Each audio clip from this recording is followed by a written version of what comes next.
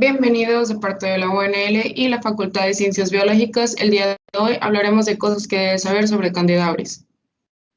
Esto es una levadura multiresistente, es un hongo microscópico y produce filamento únicamente en el proceso infectivo. Como retrospectiva, pues el primer aislado fue dado en 1996, pero fue confundida con Candida molini, fue hasta el 2009, donde se le entró en la clasificación de cándidas y el nombre de Candida auris debido a que fue de un brote de otitis de un paciente infectado, y así es como fue llamado Candida auris. Estos tipos de brotes se dan intrahospitalarios. Como mañana epidemiológica tenemos que la incidencia aún es desconocida por los investigadores. La tasa de mortalidad varía desde un 30 hasta un 60% y la prevalencia es de un 5.3 hasta un 17.5% dependiendo del autor. Muy bien. En cuanto a los mapas epidemiológicos que se han estado generando, es muy importante resaltar que a priori pareciera que Estados Unidos cuenta con un problema de Candida auris. Eso realmente no es el caso, sino que ellos se toman muy en serio su sistema de salud pública, entonces son muy rigurosos con eso. Lo podemos contrastar y este artículo es muy importante porque ellos pusieron atención en Colombia por el único hecho de que todo un hospital tuvo casos muy graves de Candida auris y hubo demasiadas muertes y el caso fue tan lamentable que solo fue de esta manera que les permitió a las autoridades darse las medidas necesarias y lo suficientemente rigurosas para darse cuenta y reportar que se trataba de Candida auris. No significa que en Latinoamérica no haya casos de C. auris, sino que no están reportados simplemente. Cuando pasamos a Europa, pasa algo muy similar, y esto lo sacamos de otro artículo que, en resumen, nos muestra básicamente lo mismo. Europa está muy bien controlado y a pesar de que no cuentan con muchos casos, ellos se toman más en serio esta cuestión de control epidemiológico. Aquí el detalle es que cuando vemos países de Medio Oriente o simplemente de África, podemos rastrear o podemos distinguir que los casos solo se pudieron reportar porque fueron personas que fueron a visitar estos países, digamos Kuwait o Qatar, y eventualmente regresaron a Europa. Y lo mismo con África, Sudáfrica y Kenia. Son personas que estaban de viaje por X o Y motivo y solo fue cuando regresaron a Europa que se dieron cuenta que eran casos de Candida auris y fueron reportados. De otra manera, no habría sucedido. Y bueno, hablando de algunos brotes en particular, tenemos un brote en el Líbano durante la pandemia de COVID-19.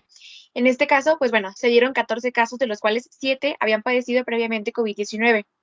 Hablando de previamente, me refiero a previo al diagnóstico. Sin embargo, todos habían sido tratados con antibióticos, por lo cual se les considera pacientes inmunosuprimidos o inmunodeprimidos, destacando que este es un factor clave en la infección para contraer una infección de Candida auris. Hablando del tratamiento, pues bueno, 6 pacientes fueron tratados con antifúngicos, los otros 8 se les consideraron colonizados y desafortunadamente en el artículo no ahondan en qué sucedió con estos 8 pacientes. Hablando del diagnóstico, este fue llevado a cabo utilizando Malditov y Vitec-2. Un brote un poco más cercano a casa, pues fue un brote en México, de igual forma durante la pandemia de COVID-19. Este fue en Monterrey, en un hospital de tipo COVID-19. Y bueno, fue un total de 12 casos, todos afectados por SARS-CoV-2 que se encontraban bajo ventilación mecánica y con catéteres urinarios. Recordando que este tipo de implementos o materiales médicos son los que también pues favorecen un poquito esas infecciones de Candida auris. El tratamiento fue dado con anfotericina B y fluconazol. Y hablando de la severidad, pues se destaca que la tasa de mortalidad fue del 83.3%. Aunque es importante destacar que como todos también tenían SARS-CoV-2, es difícil decir que todas las muertes fueron dadas por Candida auris. Hablando aquí de una curva epidemiológica, pues tenemos una de Estados Unidos que se dio entre el 2013 y 2018, donde puede destacarse que es hasta el 2017 que empiezan a aumentar los casos considerablemente, llegando hasta un total de 40 y algo casos para el 2018. Y continuando con las cepas y lo que sabemos de Candida auris, pues bueno, gracias a la genómica comparativa sabemos que hay 4 clados principales de Candida auris y estos surgieron de manera simultánea, más o menos simultánea al mismo tiempo en diferentes regiones del mundo. incluyendo América, África, Asia del Sur y Asia del Este. Sin embargo, aunado a estos 4 clados principales, existen una gran cantidad de cepas dentro de cada clado. Y bueno, las variaciones génicas son principalmente en los genes de resistencia como CDR1 y RG11. Y bueno, si a uno da miedo Candida auris, si a uno da miedo que nos internen, pues bueno, es importante destacar en cuanto a la transmisión que no se ha determinado una R0, especialmente por el hecho de que se da únicamente en pacientes inmunodeprimidos y en ambientes intrahospitalarios y porque la detección aún es difícil. Además, se destaca que este tiene un reservorio ambiental, por lo que, bueno, ¿qué significa esto? Es más que nada que superficie que entra en contacto con Candida auris se convierte en un posible reservorio. La tasa de mortalidad, como se mencionó en la bañera epidemiológica, pues es de un 30 al 60%. Y las enfermedades asociadas incluyen otitis, enfermedades hematológicas y, pues bueno, puede iniciar con una infección en alguna herida. Hablando de la sintomatología, pues bueno, esta inicia con una fiebre que no disminuye con antibióticos. Bueno, puede presentarse una fiebre, más bien dicho, porque no es en todos los casos. Puede haber una otitis, pero también puede haber colonizaciones asintomáticas por hasta 3 meses. Y pues bueno, en esos 3 meses puede llegar a una colonización total del torrente sanguíneo, lo cual nos puede llevar a una sepsis y o un shock séptico. Hablando de la patogénesis y la virulencia, pues podemos destacar que todo lo que podía salir mal, salió mal. Tenemos principalmente bombas de flujo, las cuales van a favorecer la resistencia a los antifúngicos por parte de Candida auris. Tenemos reguladores transcripcionales que van a favorecer la filamentación en el proceso infeccioso. De igual forma van a favorecer la formación de biopelícula, la cual, pues bueno, siempre ayuda a la resistencia tanto del sistema inmune como de antifúngicos. Tenemos proteínas de respuesta al estrés como COC1, las cuales van a ayudar a evadir al sistema inmune. Tenemos enzimas líticas como lipasas, fosfolipasas, aspartilproteasas, y hemolicinas.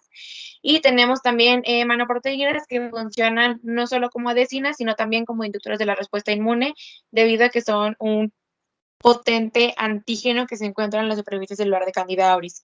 Y tenemos las proteínas también ALS que favorecen la adhesión e invasión del tejido humano. Ahora, lamentablemente, y recordando que se trata de una levadura o un patógeno oportunista, pues este va a requerir de procesos inflamatorios para que sus factores transcripcionales se activen de manera positiva. ¿Qué factores serían? Hablemos de CPH1 y FLO8. Estos le van a indicar a las células que es momento de elongarse y de simplemente atacar al huésped para permitir infectarlo.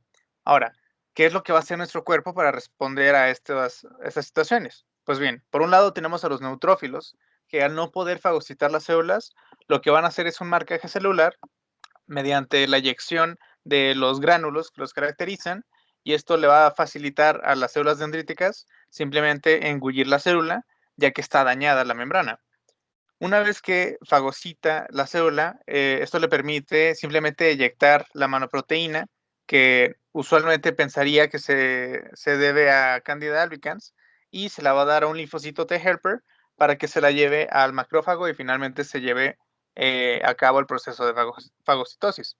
¿Cuál es el otro medio por el cual nos podríamos defender? Pues bien, una vez que entra la célula y mediante las adhesinas que la célula posee, intentaría adherirse a algún tejido de algún, no sé, vaso sanguíneo, y las inmunoglobulinas G, pensando que se trata de Candida albicans, se van a adherir a estas manoproteínas en la superficie y le van a indicar al macrófago que es momento de ingerir a este microorganismo patógeno. Cualquiera que sea el caso, lamentablemente para nuestro soldado inmunodefensor, pues Candida auris posee proteínas de respuesta al estrés que podríamos atribuir a HOV1, y simplemente lo que va a hacer es liberar todo un sistema de defensas enzimáticas, digamos lipasas, fosfolipasas, aspartilproteasas, que curiosamente funcionan como una regulación positiva para filamentación y anclaje. Entonces, una vez que se da esta respuesta de defensa, una vez que se da cuenta que intentó nuestro cuerpo defenderse de estas células, van a activarse proteínas como ALS1 o ALS3, que le van a indicar al mismo tiempo, van a regular de manera positiva los factores de CPH1 o FLO8. Entonces, en resumen, se va a enojar la célula, va a filamentar aún más, se va a anclar y va a iniciar un proceso de generación de biofilm.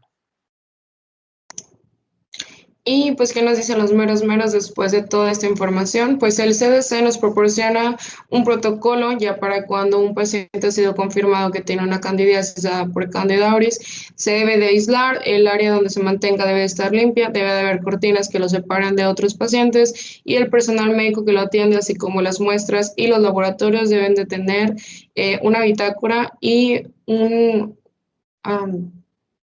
y una lista de las personas con las que se tiene contacto para así poder evitar una pandemia dada por Candida auris. Como diagnóstico anteriormente se utilizaba el Cromagar Candida, pero siempre daba falsos positivos debido a Candida emulini, entonces se tenía que hacer pruebas de diagnóstico molecular, entonces lo terminó siendo no factible. De igual forma, hubieron bases de datos como Vitec2 y pruebas bioquímicas como API, pero lo que viene siendo Vitec 2 no es tan accesible actualmente para cualquier hospital o centro médico y el API de igual forma nos proporcionaba falsos positivos. Entonces, recientemente en marzo se utilizó el Cromagar Candida Plus, que nos proporciona un resultado eficaz y nos da unas colonias azules de forma circular y así es muy fácil tener el diagnóstico. Como tratamiento, pues tenemos que Candida auris es un 90% resistente a los azoles, de igual forma es resistente a fotericina B y ya como última opción, pues tenemos las equinocandinas, que pues estos inhiben la síntesis del glucanol sintetasa, así que de igual forma termina habiendo resistencia. Y bueno, hablando de la biotecnología como la respuesta que necesitamos oír, pues la solución que buscamos inicialmente va enfocada al tratamiento, ya que hoy día el tratamiento es la parte que más problemas nos genera, hablando de Candida auris, debido a la resistencia que esta presenta a los principales tipos de fármacos antifúngicos. Entonces, nuestra propuesta aborda microliposomas, los cuales se encapsulan dos moléculas muy importantes. Una de ellas es la micafungina, la cual es una equinocandina que, como se mencionó antes, funciona en la inhibición de la síntesis del 1,3-beta-de-glucano, inhibiendo la enzima glucano sintasa. Y bueno, la otra proteína es una proteína antifúngica que se abrevia AFP, la cual es producida por el hongo Aspergillus giganteus y funciona de igual forma inhibiendo la síntesis, bueno, en este caso funciona inhibiendo la síntesis de quitina en la pared celular. Además de esto, bueno, los microliposomas van a ir recubiertos con anticuerpos de tipo anti-CR3-RP, los cuales se adhieren a la proteína de superficie de tipo CR3 que está presente en Candida auris. El mecanismo de acción de nuestro fármaco propuesto es que una vez que el paciente se identifique que está infectado por Candida auris, sin importar cuál sea la cepa, se le suministre el fármaco en un radio de 2 a 1, siendo el 2 el correspondiente a la proteína AFP y el 1 la proteína, perdón, el 1 a la molécula de micafungina. Y bueno, con esto, pues las moléculas, los liposomas, se van a adherir a Candida auris gracias a la proteína CR3 que está en la superficie y con ello, una vez sean fagocitadas por la ruta de absorción de lípidos, estos van a inhibir la síntesis de beta-glucano y de quitina respectivamente, induciendo así una muerte celular debido a la disrupción en la síntesis de la pared celular. Entonces, mediante esta propuesta, pues podemos tener un tratamiento efectivo contra Candida auris. Y sería todo de nuestra parte.